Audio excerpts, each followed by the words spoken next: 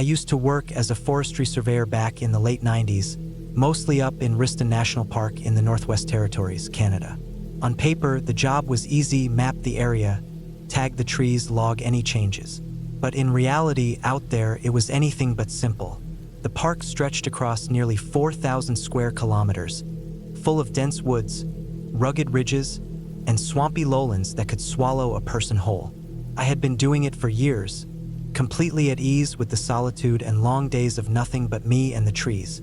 In early September of 1995, I was deep in the backcountry, farther out than I had ever been before. My backpack was loaded down with equipment. The nearest road was a 3-day hike away, and the ranger outpost even farther than that. I was completely and utterly by myself, and that was just how I liked it. The day started like any other. I woke at first light, broke camp, and pushed north through a thick patch of spruce. I had been following a drainage line, tracking its curve for the survey, when I noticed something strange ahead. The trees didn't look right. They were leaning outward, like something strong had shoved them aside. I paused, adjusted my gear, and squinted through the branches. Beyond them was a clearing, a rough circle punched out of the woods. I moved closer, my boots sinking slightly into the soft ground, and that's when I saw it. Everything inside that circle, the trees, the bushes, even the dirt, was drained of all color. Not burned, not frozen, just ghostly pale. The trees stood like brittle skeletons, their bark peeling off in dry, powdery strips. As I stepped forward, the ground crunched under my boots. I had seen a lot out there. Wildfire scars, beetle infestations, the wreckage left by a bear tearing through a campsite. But this was different. I edged toward the middle of the clearing, even though every part of me was telling me not to. In the very center was a crater, small, maybe 3 feet across and 2 feet deep, just a shallow scoop in the white earth. I stood over it, staring down. No meteorite, no rocks, no clear sign of what had made it. Just a hollowed-out pit. The air was dead still. No birds, no wind, no sounds at all. I felt a sudden, sharp chill climb up my back. Something about that place made my skin crawl, like a pair of angry eyes were locked on me. I shifted my weight and decided I needed proof. Dropping my pack, I fumbled for my old analog camera. My hands were shaking badly as I pulled off the lens cap, but I managed to snap a few shots. Wide shots of the clearing, close-ups of the crater, photos of the dead trees. The shutter clicked with each picture. I must have taken a dozen or more, but with every shot, the dread inside me grew. This wasn't just a note in my field book. This was something my supervisors and maybe even scientists would want to see. When I was done, I stuffed the camera back into my bag, swung it over my shoulder, and started the long hike back. I was relieved to be leaving that place behind. I told myself there had to be some logical reason for what I'd found, but even so, the memory of it made my skin crawl. The hike back was long, about 6 or 7 hours in total, and I had planned to set up camp again for one more night. But after what I had seen, I wanted real walls around me. The first few hours went fine, just the usual aches in my shoulders from carrying my pack. But then the headache started. I figured it was just the strain or maybe dehydration.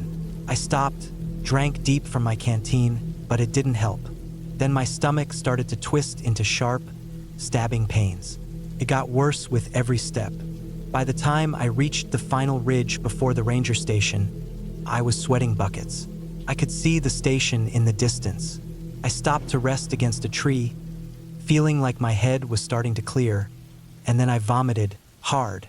It hit me like a punch to the gut. 1 minute I was standing, the next I was doubled over, gasping. I wiped my mouth, suddenly realizing something was really wrong. I stumbled into the station a few minutes later. The ranger on duty, a guy named Dan, looked up from his paperwork and froze when he saw me. I must have looked awful, pale, sweaty, barely able to stand, maybe still with some puke on my shirt. Before I could say anything, Dan grabbed the radio and called for a medical evac. I didn't hear much else. My legs buckled, and I hit the floor. I threw up again as Dan rushed over. My vision blurred, and then everything went black. I woke up inside an ambulance. My head was pounding, my skin slick with sweat, and there was an oxygen mask strapped to my face. The paramedics asked me the usual questions. Where had I been? What had I eaten? Had anything bitten me? But my words came out all tangled. I tried to mumble something about the crater and the white trees, but I don't think it made any sense. I blacked out again, and when I opened my eyes the next time, I was in a hospital bed. The room was stark white, machines beeping quietly around me, and 4 needles taped into my arm. I felt hollowed out, but somehow still alive. When a nurse noticed I was awake, she brought in a doctor. He was a tired-looking man with thin glasses, and I almost cried from relief when he said it was good news. Their best guess was that I had picked up some kind of viral infection, probably from an insect bite, something nasty but treatable. After a few days on 4 fluids and antivirals, I could go home. I nodded, my throat too dry to speak properly, but my mind jumped right back to that crater. I told him about it, the white circle, the empty pit. He scribbled down a few notes and promised to keep it in mind. But I knew he wasn't taking it seriously. Delirious patients probably say all kinds of wild things. After a few more days, still shaky but able to walk, I was discharged, probably with a hospital bill big enough to choke on. Back at headquarters, I turned in my camera. My boss, a rough old guy named Grady, took it and had me sit down and explain everything I had seen. After that, I waited in the break room while the tech developed the film. Some park facilities still had old darkrooms for developing ranger photos, and after about an hour and a half, the tech came back. His face was blank. He spread the prints out on the table. My heart sank. Every single photo of the clearing and crater was ruined. Not overexposed, not blacked out, just a fuzzy white mess, like static. The rest of the shots, the ones I had taken earlier that trip, were fine. But everything from that clearing, gone. I remember staring at those prints, my hands gripping the edge of the table. The tech just muttered something about a bad roll. Grady didn't say much either, just patted me on the back and said I'd had a rough run and should take it easy. No one accused me of lying, but they didn't believe me either. I could see it in their sideways glances, hear it in the awkward pauses whenever I walked into a room. They figured it was all in my head, just fever dreams. I tried explaining how the timing didn't add up, how I hadn't gotten sick until after leaving that place. But it didn't matter. Without those photos, I was just another guy telling a story. Eventually, Grady told me to drop it, said it was upsetting the others. So I kept my head down, focused on paperwork and trail surveys, and tried to pretend I'd let it go. But I hadn't. Not really. Every time I went out after that, I scanned the woods, half hoping, half dreading, that I'd see that weird pale clearing again. I wanted to find it so badly, but at the same time, I didn't want to risk getting anyone else sick. It was easier to just keep quiet. Still, I made a habit of warning the new hires. If you see something strange, stay far away. They'd usually laugh, thinking I was just messing with them, but I meant every word. The forest wasn't just trees and dirt. Sometimes it hid things that could hurt you, things that just didn't belong. Time passed. I retired in 2005 and moved south to a small house near Hay River. The nightmares mostly faded, but the memory stayed sharp. I'm older now, pushing 70, and my hands shake worse than they did back then. My knees ache when I stand, but my mind's still sharp. Sometimes I sit and think about what I saw out there way back in the 90s. I still have the ruined photos, stuffed in an old envelope in my desk. Sometimes I take them out and just stare at those blurry white smears, wondering. After doing some reading, I don't think it was a meteorite. There was no debris, no burn marks, and if it had been radiation or some chemical, surely the hospital would have caught it in their tests. I'm not someone who believes in aliens or anything like that. Most likely there's a logical explanation for everything. I just can't figure out what it is. I still want to know, but at my age, it doesn't really matter anymore. All I know is if I ever see anything like that again, I'm turning around and walking the other way.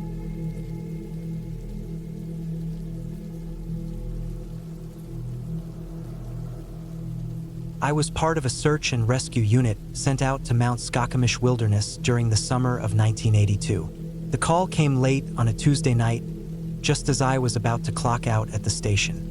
A local hiker named Darren Whitmore, who had spent years exploring the trails, hadn't come back from one of his solo hikes. His wife had waited until Monday night to call it in, assuming he had just decided to stay out longer than planned. When he still wasn't back by Tuesday, she gave us all the details and a description of his gear. His last known location was a trailhead near the Scariest River, and he'd aimed to reach a ridge about 8 miles north. It sounded like a regular case. Darren knew those woods well, and we had a clear spot to start from. I would have bet my last dollar we'd have him back before sunset. But as it turned out, that particular search effort was anything but simple. Along with local deputies and a bunch of civilian helpers, about 30 or 40 of us gathered at the trailhead right before sunrise that Wednesday. We geared up: radios, first aid packs, maps, ropes, flashlights, the usual. Then we broke up the search area into a grid. My team took the western side near the river, while the others spread out to the east. The plan was simple: sweep north, reach the ridge by nightfall, find Darren, and bring him home. At exactly 5:52 a.m., we headed into the woods. The first few hours dragged by without much to report. We moved slowly, eyes peeled for snapped branches, disturbed dirt. Anything that would show Darren had passed that way. We called out his name every now and then, but otherwise the forest was silent. Then, around noon, one of my teammates buzzed in over the radio. They'd found something. I shifted my path and hiked about half a mile east to meet them. When I arrived, they were all staring up into the trees. About 30 feet off the ground, a backpack was caught in the limbs. It was torn open, its straps flapping loose, and its contents scattered across the branches and the forest floor. Just from the look of it, we knew it was Darren's pack. It matched the description his wife had given. A green Keltie with a faded blue patch sewn onto the side. One of the guys, Mike, volunteered to climb up. He rigged a rope and harness while the rest of us watched. The tree wasn't thick. Its branches looked too thin to support any real weight. Yet the pack was jammed up there, stuck like it had been hurled with incredible strength. When Mike brought it down, we got a closer look. The fabric was shredded with long, deep cuts. Not bite marks or claw marks from what we could see. More like something sharp had ripped through it. Inside, Darren's water bottle was cracked, and a soggy sandwich sat crushed and half-eaten, ground into the dirt. There was no blood that we could see yet, but that came later. 2 hours later, another call came through. One of the others had found one of Darren's boots in a small clearing. I hiked over. Sure enough, there it was. Just like the boots his wife had described, brown leather with yellow laces, standing straight up as if he'd simply stepped out of it. No blood, no tears, just the single boot sitting alone. We flagged the spot and moved on, expecting the second boot to be nearby. It wasn't. About an hour after that, one of the eastern teams called in almost 2 miles away with grim news. They'd found the second boot, but it wasn't empty. Darren's foot was still inside it, cleanly severed just above the ankle. The bone was snapped roughly, the skin torn ragged. A few flies buzzed around it, and the blood was still tacky to the touch, meaning it hadn't been sitting there for long. The other team snapped some photos for the record, bagged it up, and kept moving. After that, the woods felt heavier to me. We'd seen injuries before, falls, accidents, even shootings, but this didn't add up. A bear attack might tear into someone, but it wouldn't leave a clean severed foot sitting in a boot 2 miles away from the first one. We tightened the search grid after that, and not long after, we started spotting blood. The first sign I saw was a small smear on a tree trunk, no bigger than a quarter, about eye level. Another team member found more a few yards away, higher up, like something had flung blood into the trees. Someone else pointed out tiny splatters across the low branches of some cedars. We marked every blood spot with flags, and soon realized there wasn't any clear pattern. The blood was scattered everywhere. You'd walk a few steps and find another drop, and then another. It was like someone had taken a blood-soaked rag and flicked it around at random. By late afternoon, we'd covered about half the grid without finding a body or any other trace. Just the backpack, the boots, and the blood. As the sun started to set, a thick fog began rolling in. We closed ranks, sticking closer together as we moved. Nobody said much. We just kept searching and marking spots where blood was found. Nightfall came fast, and we set up a temporary camp near the ridge. The plan was to rest and pick up again at first light. But I couldn't sleep. The forest was too still. No wind, no animals, nothing. Just that eerie dead silence that doesn't happen naturally. Around midnight, I heard a branch snap, loud and sharp, maybe 100 yards away. I sat up fast, grabbed my flashlight, and swept the beam through the trees. Nothing moved. I stayed still, waiting, and eventually everything went quiet again, though not the good kind of quiet. The kind of silence where you just know something's nearby. I finally got a few hours of sleep after another team member took the next watch. But dawn didn't bring any comfort. We packed up and moved north, following the blood trail. It continued, smeared on trunks, dotted along branches, even high up. So high sometimes I had to tilt my head all the way back to see it.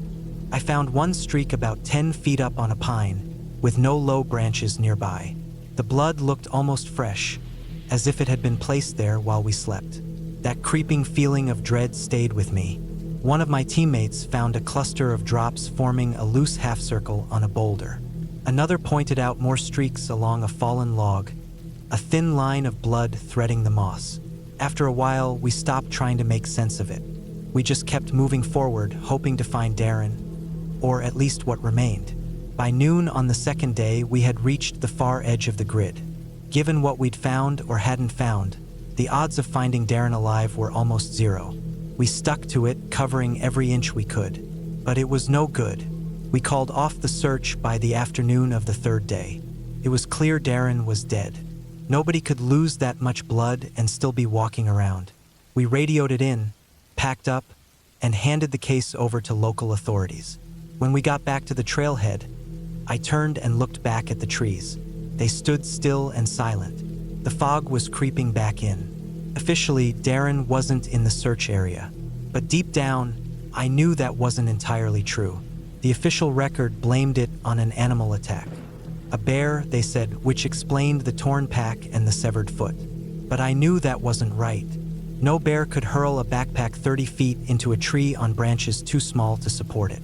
No bear would scatter blood across miles of forest like some grim message. I've seen what bear attacks look like.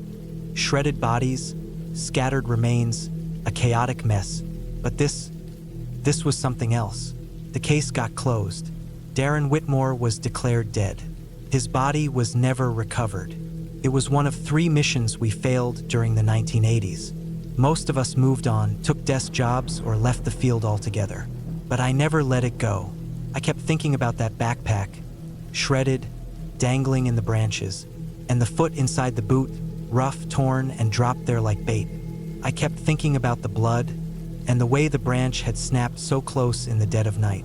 I had been sure then, and I'm still sure now, something was out there watching us. The team didn't talk about it much afterward. One teammate, Rob, stayed in touch for a while. Years later, I asked him what he thought had really happened. He just said, "We didn't find him because he wasn't there to find." I knew what he meant. I just didn't agree. Darren had been there. Whatever tore him apart, it wasn't a bear. It took him apart, bit by bit, and marked the woods with what was left. And I think he's still there, or at least some part of him is, because that blood was fresh on the second morning. I know it was. Another teammate, Marcy, quit the rescue team a year later. She moved east, away from the mountains, and didn't leave any contact info. Sarah disappeared too. Not missing, just gone, no forwarding address. Mike stuck around for longer, but he got real quiet. Started drinking more. Last I heard, he took a Forest Service job. Kind of ironic if you think about it. We never really talked about that search again. I can't blame anyone. We all carried it with us, just in different ways. I still have the map from that operation. The blood markers are still there. Little red excess spread across the grid like a spiderweb. I don't pull it out often, but when I do, I always get a shiver. Darren was gone, but something else stayed behind, waiting in those woods. We would never go looking for it again.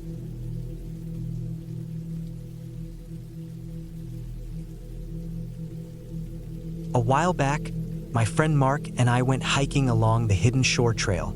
We'd been walking since early morning, joking about dumb things from work and just soaking in the calm. By noon, my legs were seriously aching, and I could tell Mark was feeling it too. We decided to stop, check the map, and take a breather. We found a small clearing a little off the trail with a big, flat stone that looked good enough to sit on. I dropped my backpack, pulled out my water bottle, and took a long drink while Mark unfolded the map. He was always better at directions, so I let him handle figuring out where we were while I rested. Mark was mumbling to himself, running a finger along the map, when it happened. A huge shadow slid across us, like someone had flipped a switch and shut off the sun for a second. It wasn't a little patch of shade either. It was big enough to cover the whole clearing. I remember freezing in the middle of my sip, water dribbling down my chin as I looked up.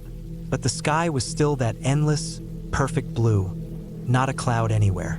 Mark must have seen it too, because he stopped talking and snapped his head up right as the light came back. "What was that?" he said, sounding rattled. I didn't answer right away. Instead, my eyes were scanning the treetops and the sky for anything that could explain it. But there was nothing. No planes overhead, no birds, and this was long before drones were common. I couldn't think of anything that could throw a shadow that big, let alone something that could move that fast and that quietly. It almost glided. Then the wind came. It blew in all of a sudden, sharp and cold, rustling the trees and kicking up dust from the trail. It didn't feel like regular wind. It felt like it was chasing after whatever had passed overhead, like it was part of it somehow. The hairs on my neck stood up, and Mark went pale. He lowered the map and spun around, checking all directions. "You saw that, right?" I just nodded because what else could I do?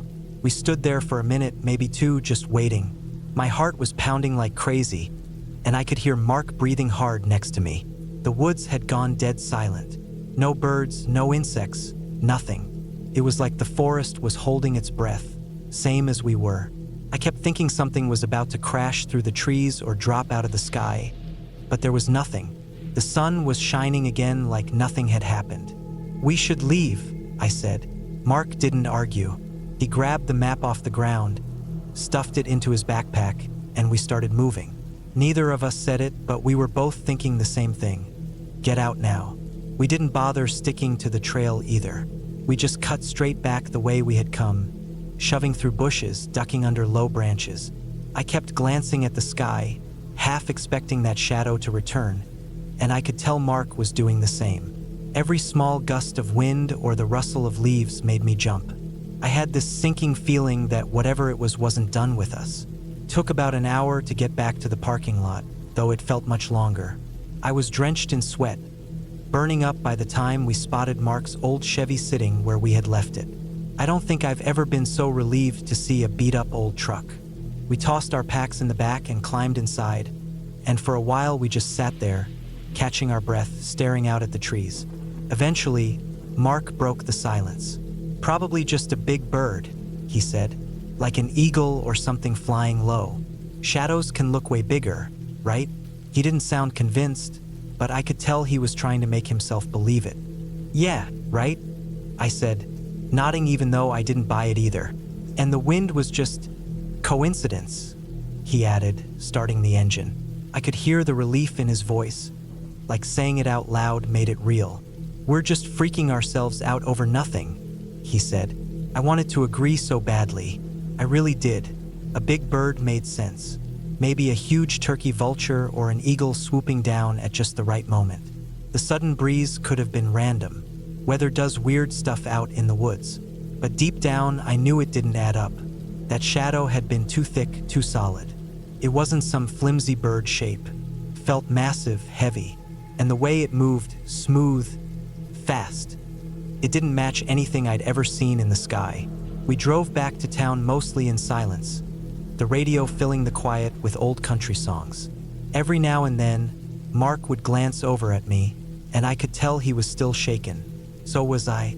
When we got to my apartment, he didn't hang around like he usually did after a hike. No cracking open a couple of beers, no rehashing the trip. He just said he'd see me later and took off like he couldn't get away fast enough. That night, I barely slept. All I could think about was that shadow and the weird wind, and the way the woods had just gone silent. I kept telling myself it was nothing, that we just scared ourselves like a couple of kids. But the feeling wouldn't leave. Weeks passed. We never talked about it again. Life slipped back into its usual rhythm. Work, bills, the grind. Enough to keep our minds busy. I even went hiking again, though not on that same trail. Nothing weird happened. But now, whenever I'm outside, especially on clear days, I catch myself looking up. I don't know what I expect to see. I just can't help it. That shadow's still there, in the back of my mind. And deep down, I still know whatever caused it wasn't just some bird. One night, when I couldn't shake the memory, I Googled stuff like huge shadow in sky and weird things seen in the woods. I scrolled through conspiracy theories, blurry photos, and crazy stories. Some people blamed UFOs. Others mentioned giant birds or secret military tests. None of it really fit. Whatever we saw or didn't see felt stranger than all of that, like it didn't belong in this world. My mind wandered through possibilities, but eventually, I just shut my laptop feeling stupid for even trying. Mark and I still hang out sometimes, but we don't hike much anymore. It's not like we decided to quit. We just kind of stopped planning trips, and we both know why. We don't say it out loud, but that day changed something between us. It's a quiet thing now, a shared secret we never touch. Sometimes I wonder if that thing is still out there, circling the woods, waiting for someone else to see it. I'll never forget how small I felt standing there in that clearing, staring up at a sky that gave no answers. I don't know if it's dangerous or just there, but I know deep in my gut it isn't normal.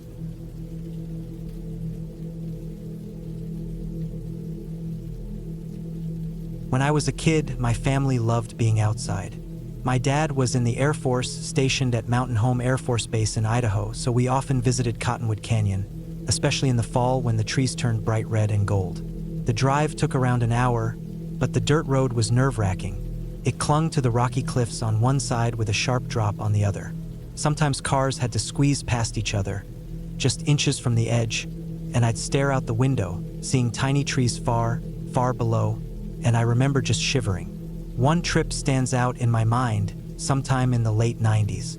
I was excited because we were actually camping in a tent, a rare thing for us.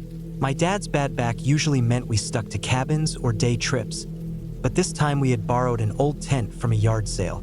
Me, my parents, my brothers and sisters, and our 2 dogs all crammed into the car. We reached the campsite by a small stream late in the afternoon and got the tent set up, laughing while the dogs chased each other around. We built a fire, roasted some hot dogs, and when it finally got dark, we put out the fire and climbed into our sleeping bags. I fell asleep listening to the sound of the water nearby. Sometime later, I woke up. One of the dogs was growling low, his fur standing straight up. At first, I figured it was just a rabbit, since we'd seen a few hopping around earlier. But then I heard it crunch, crunch, the sound of footsteps out in the woods.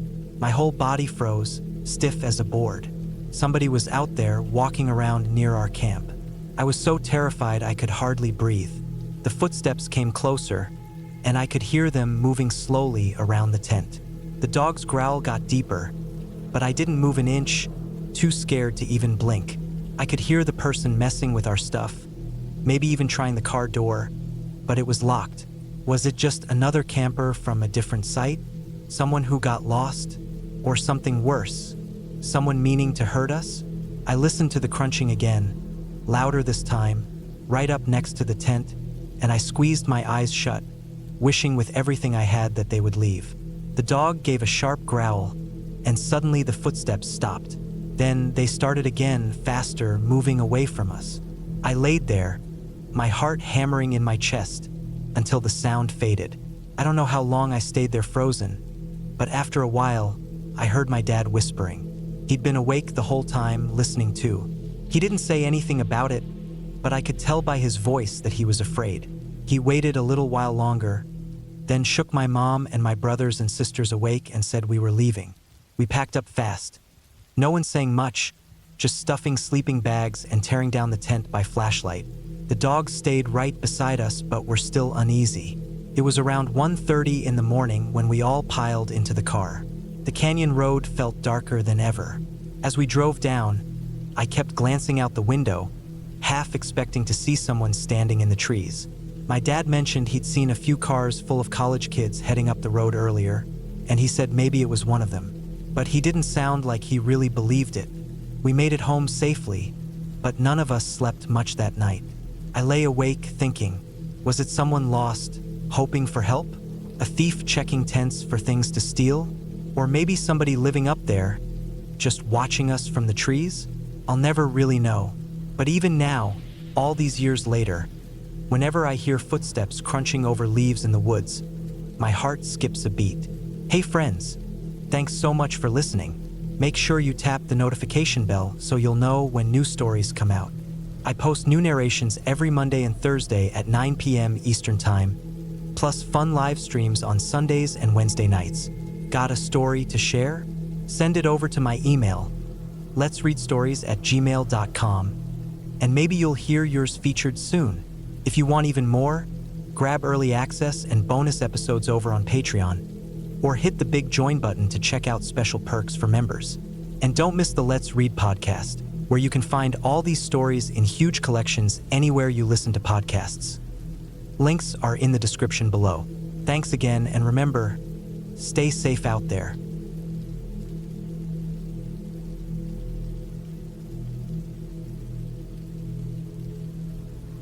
A few years back, I decided to go on a solo hike. It wasn't something I normally did, but I'd been feeling trapped, like I needed to get outside and breathe some fresh air. I grabbed my keys, tossed a water bottle into my backpack, and drove out to this trail I'd heard about. It was about an hour away from my place, tucked into some woods I hadn't explored before, and the drive was quiet, just me, the low rumble of the engine, and the trees flashing by outside. The windows, I pulled into a small gravel parking area near the trail entrance, locked my car, and started walking, and that's where things start to get blurry. The next thing I remember clearly is driving home, hands on the steering wheel, with the sun sinking low, like several hours had vanished, but everything in between was missing. It was like there was a blank spot in my mind, like someone had cut a section out of a movie reel and stitched the pieces back together. I spent that night trying to make sense of it, sitting on my couch with a beer that I barely drank. I could picture pulling into the lot, feeling the crunch of gravel under the tires, the old wooden sign marking the trailhead, and I could even see myself stepping into the woods, moving along the path steadily. There's one quick image that flashes in my mind, me walking through the woods, everything calm, but that's about it. Everything else is just a blank wall before I'm suddenly back behind the wheel, heading home like nothing ever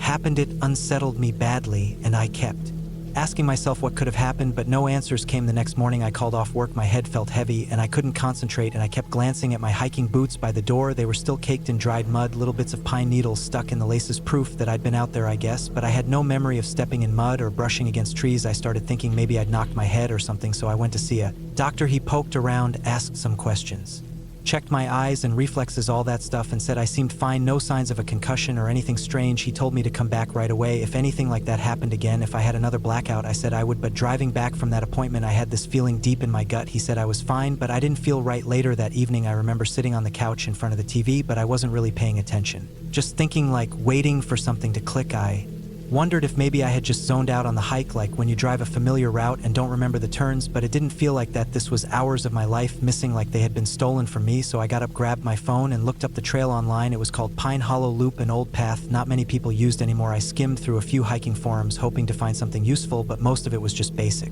stuff, people mentioning deer sightings or how the trail needed maintenance. But then I stumbled across one thread buried way down from a guy who had hiked there a few years earlier. He said the whole time he was out there, he felt like something was wrong with the woods, and he mentioned finding a part of the trail where the trees looked strange, very thin and twisted, like they were sick. He didn't say anything about losing time or anything like that, but reading about those trees got stuck in my head, and by the time I was done overthinking it, I turned my phone off and didn't look anymore. Days turned into weeks, and I tried to let it go, and I never told anyone about it, not my friends, not my family. I mean, what was I supposed to say? Hey, I went for a hike and lost several hours. They'd probably think I was crazy. I'd catch myself spacing out, sometimes staring off at nothing, and I'd panic thinking it was happening again, but it never did. Still, I couldn't shake the feeling that whatever caused that lost time was somehow tied to that trail.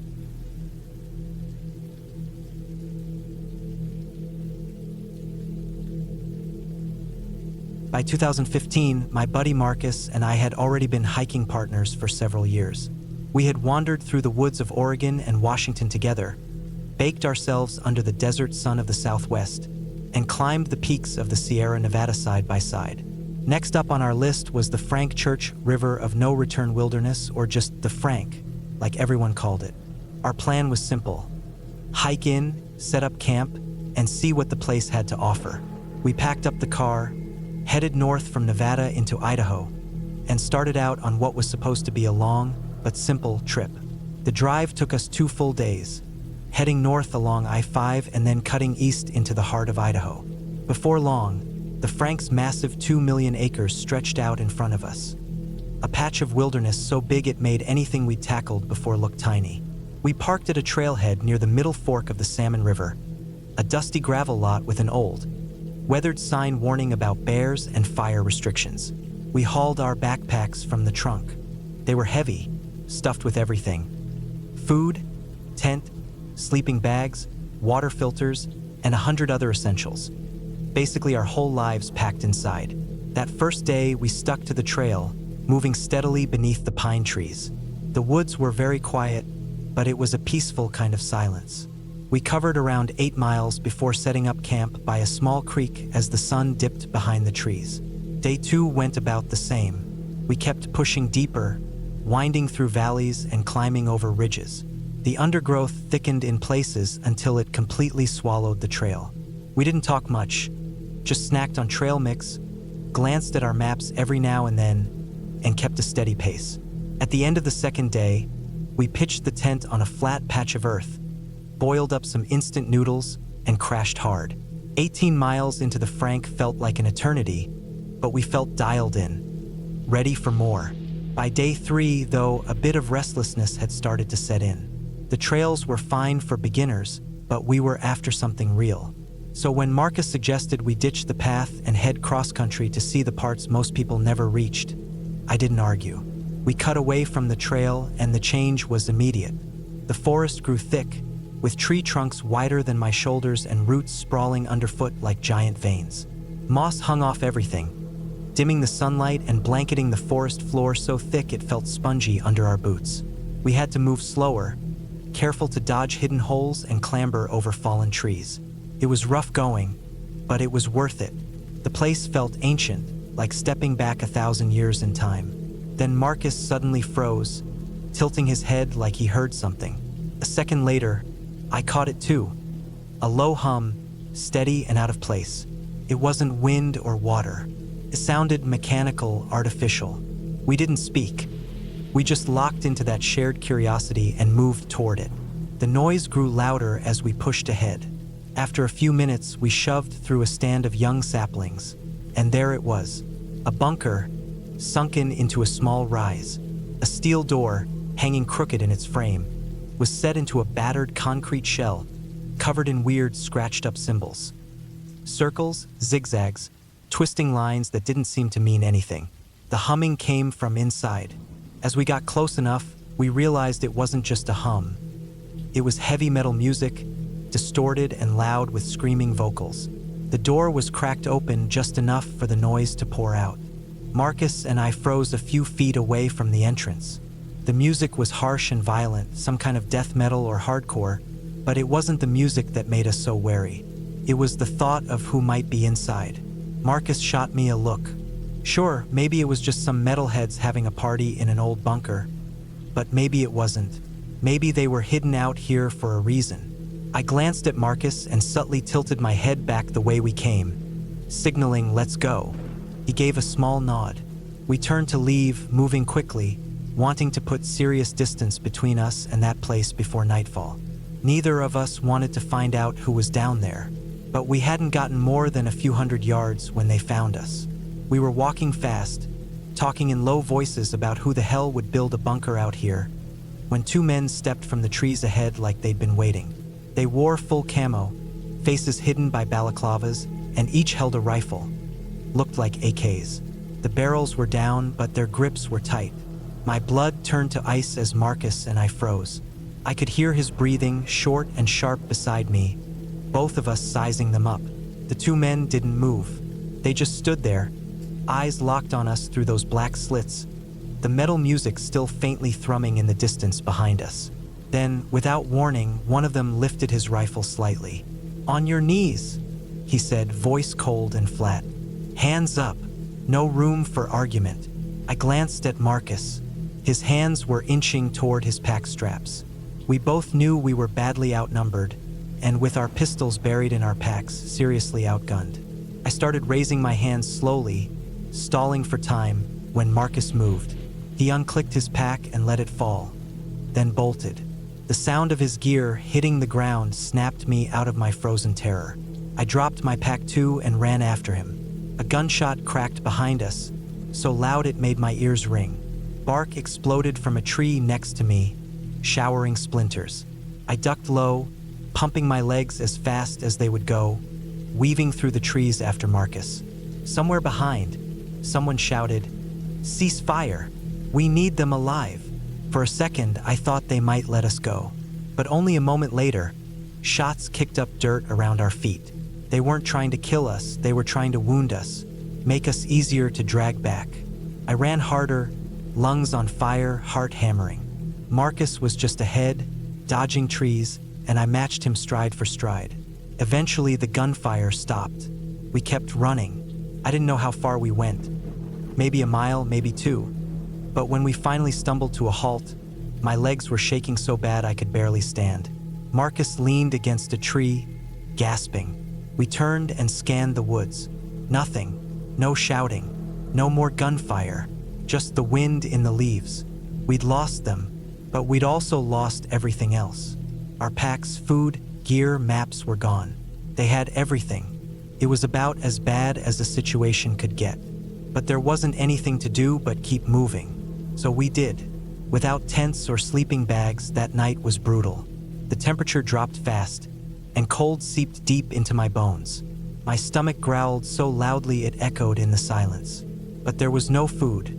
We just huddled against a fallen log, pulling our jackets tight and keeping watch through the night. I barely slept, jerking awake at every snap of a twig. Marcus didn't sleep much either. We waited, expecting those armed men to creep up on us in the dark. But they never came. When morning finally broke, it came with deeper hunger. We found some sour berries on low bushes, unripe but edible. We ate a handful each, grimacing at the taste and the stains on our fingers. We knew enough from years of hiking to avoid the poisonous stuff, but it wasn't enough to fill the gnawing pit in our guts. We used the sun as our guide, when it broke through the trees and started heading south, toward the car. My head pounded with a dull ache, but we had to keep going. The forest stretched on, swallowing up every sound but our own footsteps. My boots tore blisters into my heels. We kept moving all day, only stopping now and then to scoop water from streams with our hands. When night fell again, we found a shallow dip under a ledge of rock. We didn't dare light a fire, too risky, and we had nothing to cook anyway. I slept in broken pieces, waking at every gust of wind or rustle of leaves. Day 3 was hell. My legs felt like lead. We found a few more berries, and Marcus dug up some roots he recognized as edible. They barely touched the hunger. My vision blurred at the edges, and I just staggered after Marcus's back, step after step. He didn't look any better. His shoulders slumped, and he moved slower by the hour. We never talked about the men or the bunker or the guns.